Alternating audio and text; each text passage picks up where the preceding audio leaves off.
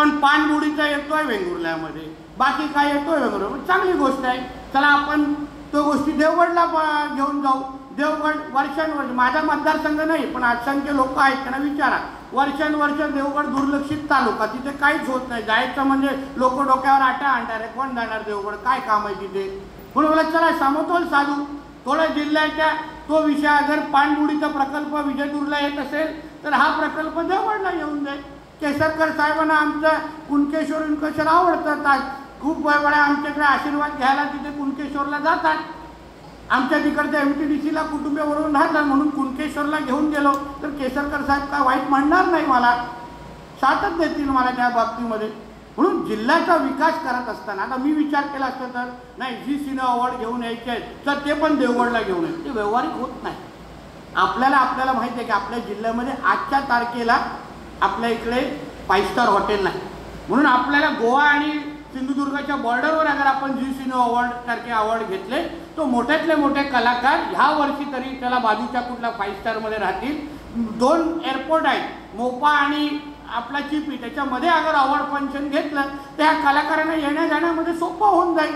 आणि म्हणून मी त्या दृष्टिकोनातून विचार, सगळ्यात देवगडला आणा, सगळ्यात वैभवडे आणा असे विचार करणाऱ्यापैकी मी नाही, अशा विचारपैकी नाही। म्हणून ह्या सगळ्या गोष्टी तुमच्यासमोर मांडण्याचं एवढंच उद्दिष्ट होतं की शेवटी तुमच्याच माध्यमातून मी जनतेशी बोलू शकतो, तुमच्याच माध्यमातून जनतेला मी समजावू शकतो की मी ह्या सगळ्या गोष्टी करतोय। तुमच्या सगळ्यांची फक्त साथ आणि आशीर्वाद आणि ताकद माझ्या मागे, आमच्या मागे सरकार म्हणून उभे करा, कुठेही काही गोष्टी कमी पडणार नाही। तुमच्या सिंधुदुर्गाचे कोकणाचं वजन आज महाराष्ट्र मंत्रिमंडळामध्ये पहिल्यासारखंच आता साबूत ठेवण्याची जबाबदारी ही पालकमंत्री म्हणून माझी आहे, हा विश्वास तुम्हाला मी देतो। आणि जसं सांगितलं मी आमच्या मुख्यमंत्र्यांच्या लाडक्या यादीमध्ये निश्चित पद्धतीने आहे।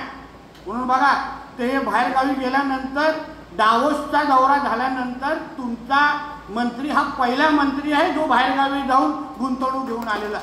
मी 3,500-4 हजार कोटीची गुंतवणूक आज बंदरे खात्यामधून आणून दाखवली आहे। 4 MOU मी माझ्या खात्यातले करून आज तिथे महाराष्ट्रासाठी गुंतवणूक आणलेली आहे, त्याच्यामधले 2 प्रकल्प आपल्या कोकणामधले आहेत। म्हणून ह्या सगळ्या गोष्टी होत आहेत, होतील।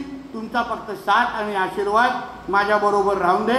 कणकवली म्हटलं तर आमचा बालेकिल्ला, आमची ओळखच आहे। राणे कुठले तर कणकवलीतले, वरवड्यातले। म्हणून तुम्ही सगळेजण एकत्र मिळून आपण आज एकत्र राहूयात, एक दुसऱ्याला ताकद देऊयात आणि आपल्या जिल्ह्याला जेवढं पुढे घेऊन जाऊ शकतो ह्या 5 वर्षामध्ये, जे काय 10 वर्षामध्ये आम्ही कमी पडलो असं म्हणणार नाही।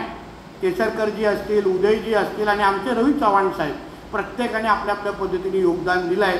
पण राणे साहेबांनी 2014पर्यंत जे काही गती आणून ठेवलेली ते परत त्या गतीने आपल्याला पुढे जायचं असेल तर तुमच्या सगळ्यांची साथ मला तेवढीच महत्त्वाची आहे, एवढंच ह्या निमित्ताने सांगतो। परत एकदा आमच्या कणकवली पत्रकार संघाच्या माझ्या सर्वच सहकारी मित्रांना तुम्हाला मनापासून शुभेच्छा देतो, इथेच थांबतो। जय हिंद, जय महाराष्ट्र।